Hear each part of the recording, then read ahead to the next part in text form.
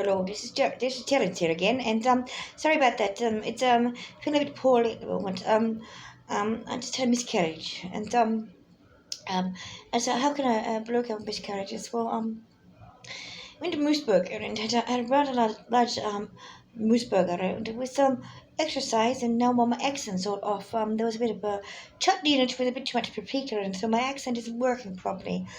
I've been to the hospital and I might have gotten foreign accent syndrome. Anyway, so it's a horrible story. About 6 weeks ago, I went to Moosburger and had a rather large one of those three tier ones with three meat patties in it, and of course with some hash browns and some onion and some lettuce and tomato and some chutney. The chutney princess have had a bit of a paprika that didn't agree with me, and so my accent is off. But just got back to the hospital, and and I'm quite frightened that I'm going to be charged with negligent homicide and tampering with a corpse. Um, so anyway, it's a horrible story, and sometimes when you go to hospital, you get foreign accent syndrome. Anyway, so it's anyway, oh dear, it's a horrifying thing. It was a wonderful thing. It was the best 5 minutes of my life. That's absolutely scoffed down that moose burger. And it was delicious. It was wonderful moose burger. Scoffed it right down. It was one of those strange one of those strange French baguettes. So it was long and cylindrical and had lots of meat in it. And it was quite delicious. And scoffed it right down. And there was talk of it. There was talk of moose burger at the time. I said, "Oh, Terrance, you should go in the Mardi Gras. It's so wonderful at eating moose burgers, especially the ones with the French baguettes. And perhaps you should go to Montreal for the Mardi Gras. But here, Justin Trudeau is quite supportive of LGBT rights. But are you a gay person?" I said. So no, well, I'm not a gay person, but just very good at it. Just very good at eating moose burgers and quite fond of them. And it seemed okay at the time. But there was definitely some paprika in that chutney, and something was not quite right. And fair enough, things seemed all right for a while, and did I get a bit of bloating at the start? It was a bit bloated, and the bloating started to increase over the 6 weeks. You see, and then what happened is well, yesterday afternoon, to be fair, in addition to the forest fire that happened as of Anchorage, I don't actually live in Anchorage. Was lying about living in British Columbia as well. Actually, I'm a refugee in Australia, but it's still covered by Canadian law. You see, due to birth citizenship and whatever else. But anyway, um, actually horrified. Went to the toilet and thought I was going to fart, but I'm sharted. You see. And the bloating had gone right out, you see. But you see where the stomach is right now. You see, it was right out here, you see. After 6 weeks, lots of air was in there, and I was cooking up something. Something was growing inside me, and I could feel it growing, and the bloating was happening, and I was just sort of and the sweating in the feet, and just a bit of sweat and stuff like that. Wasn't quite sure what was going on, and wasn't sure if I was becoming Arnold Schwarzenegger, and just didn't understand what was happening.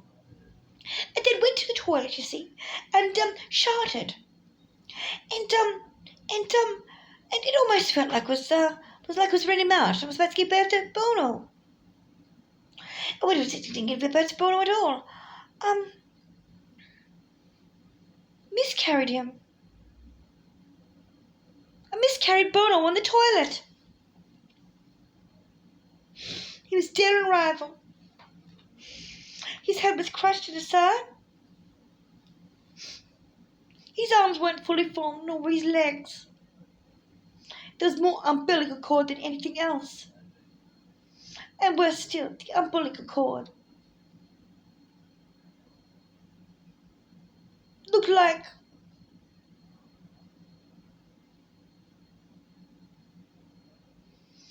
a chocolate log. And poor Bono was dead on arrival. Called him Bono and said, "Bono, would have been lovely to be your mother." Oh, wait, no, wait. Do you become a mother if you're a man who gives birth to the world's biggest shit?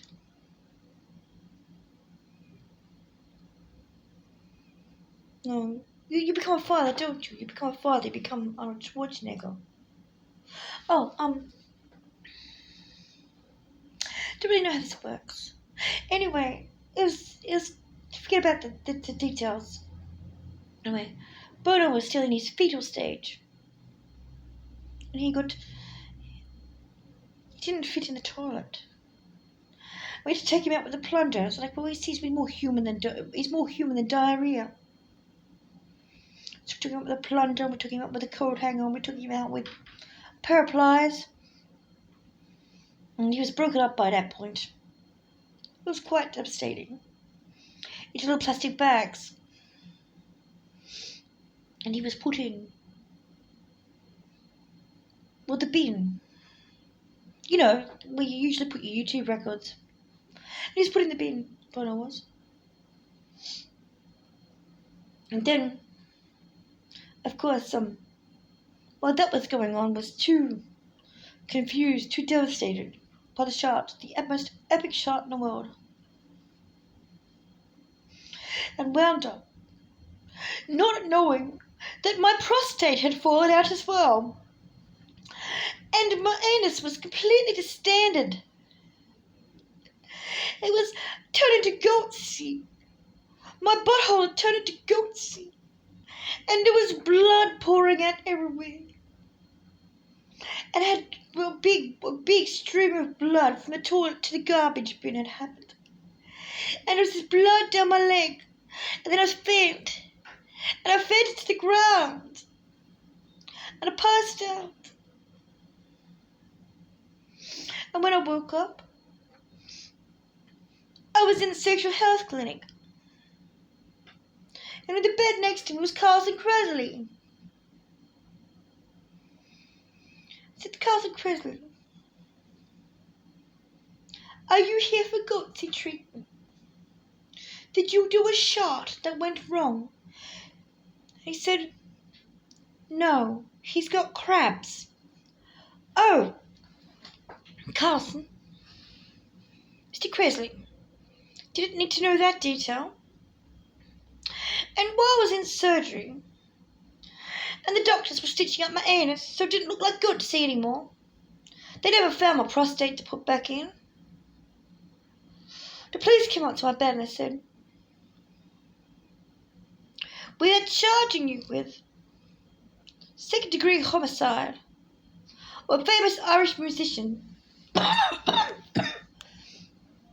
improper disposal of a dead body. I said, what grounds did you have for that? It was a shot. And they said, no, that fetal shot was a person. And his name was Bono, and you know that. It is homicide to break wind. What are you talking about? It's second-degree homicide to fart. You were going to prison for farting. No! How can a man go to prison for farting? Farting is a natural man's activity. How can it be? So, Terrance, you were going to prison for farting. But this isn't illegal under Australian law. Yes, it is. Abortion is illegal under Australian law. Every time you fart, you're aborting a poo. Farting is aborting a poo. And if you should fart, and you should get cholera, or Ebola, or you should shout out Bono himself, you are guilty of homicide in the second degree, potentially. And if you do not flush properly,